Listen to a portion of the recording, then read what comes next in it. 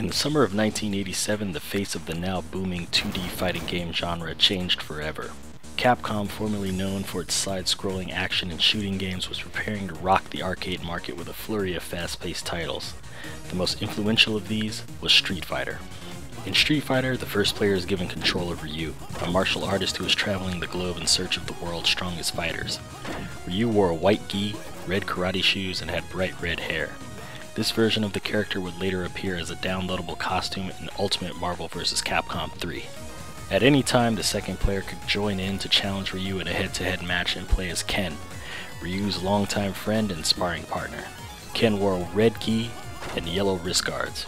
This simple character design was clearly a throwback paid to the Data East classic Karate Champ. Expanding on the punch and kick button setup found in ER Kung Fu, Capcom decided to add 4 more buttons to the layout, giving the player 3 punches and 3 kick attacks total. The punches were labeled Jab, Strong, and Fierce respectively, with Jab being the quickest and least damaging punch, and Fierce being the slowest and hardest hitting. The kicks were labeled Short, Forward, and Roundhouse in order of power. Each button had a neutral, jumping, and crouching attack which combined for 18 attacks total. Capcom pushed the envelope even further by introducing hidden special attacks. Ryu and Ken could perform a fireball, hurricane kick, and a rising dragon punch by inputting circular motions on the stick, followed by a punch or kick button. These moves were extremely damaging, and could end a round in 1 or 2 blows when they connected.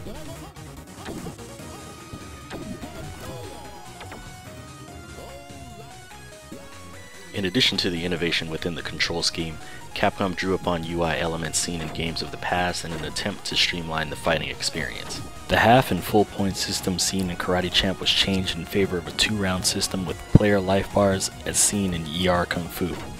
The first player to KO the opponent by draining his life bar was awarded a point, and the first player to 2 points won the match and moved on.